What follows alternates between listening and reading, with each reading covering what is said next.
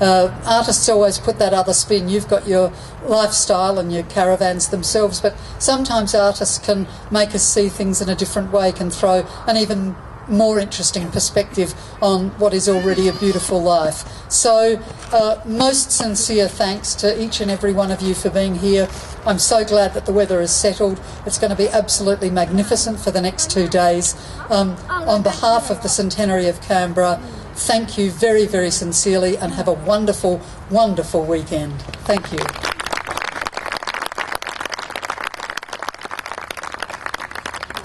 Pretty amazing. So well done, all of us. And also to echo what Yvette said in terms of the kind of egalitarian nature of the caravan, because I've just met such a diverse group of people who are into caravanning, and it's pretty amazing. So now I would like to hand over to our official hosts for the evening, Len and Bev.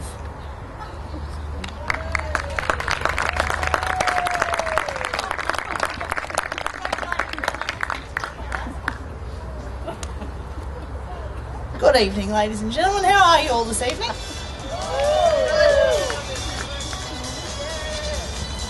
just going to freeball it without the stand, eh?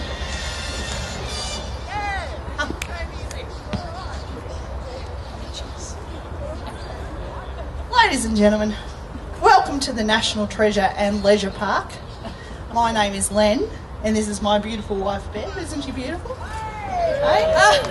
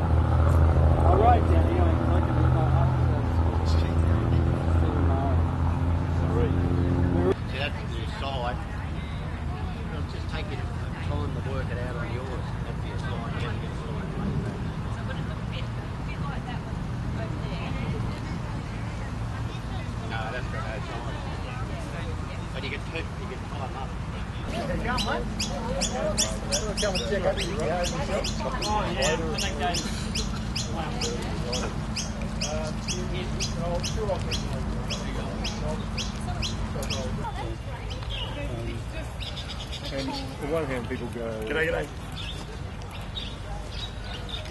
On the one hand, people are going.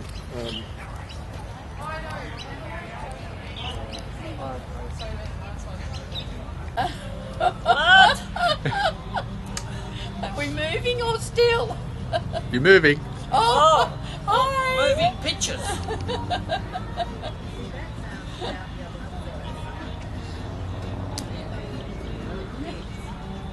Where's the fancy camera?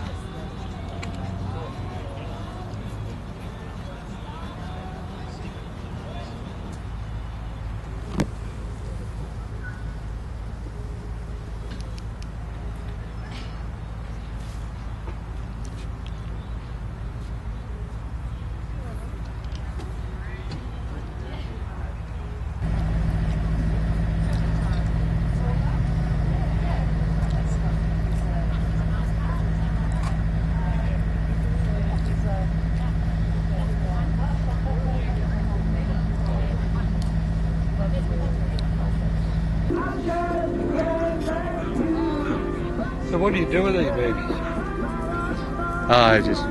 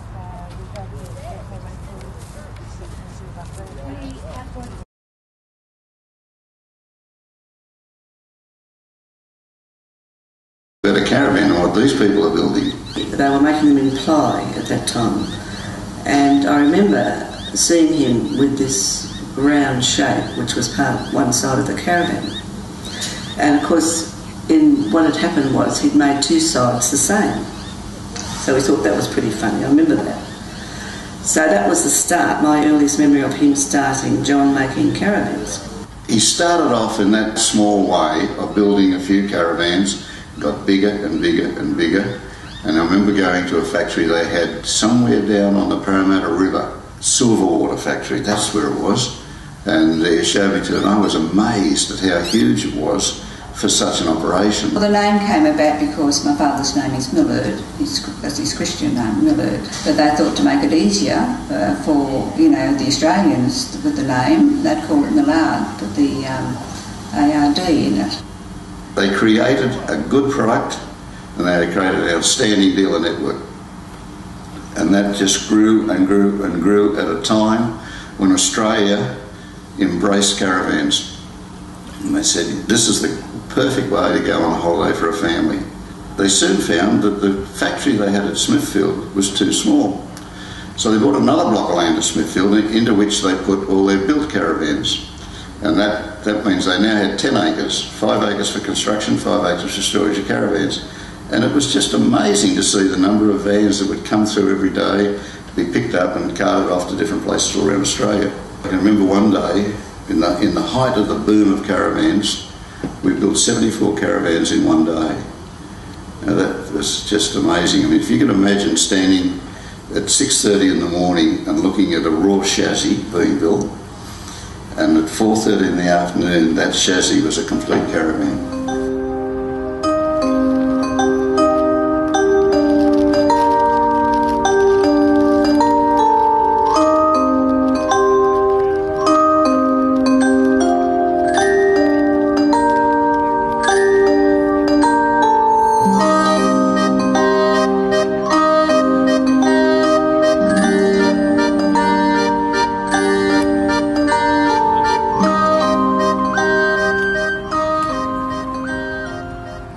John then sent feelers out all over Sydney trying to find a place to build a bigger factory.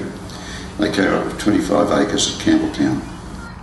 We just moved into Campbelltown, and fortunately we had the capacity to build a lot of vans.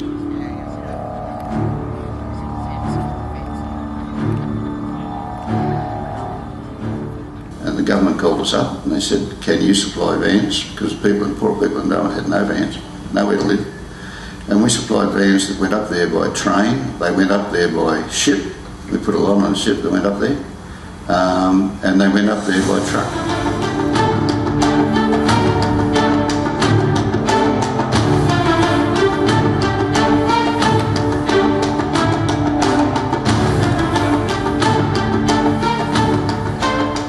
We had 20 acres of factory booming. We had a storeroom full of fridges and everything that was required for caravans. We had something like 300 caravans built and on the grass waiting to be shipped. And suddenly the price of petrol increased out of all sight. People decided that they didn't require big cars anymore because it was too expensive to run them. They bought small cars, and of course they couldn't pull caravans around with small cars. So the demand for caravans dropped almost overnight.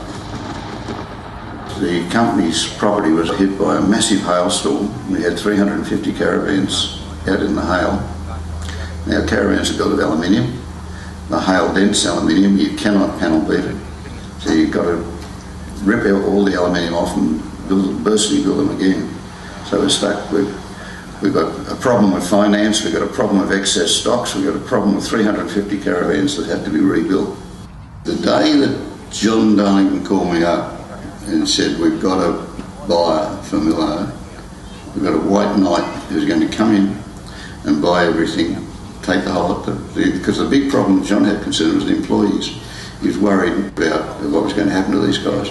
And a lot of them have been with him for many, many years. But fortunately, Viscount took them over. I have the greatest respect for John as a businessman. I've worked with a lot of businessmen over the years, from the Prime Minister John Howard right down. And John, I have more respect for John than anybody else.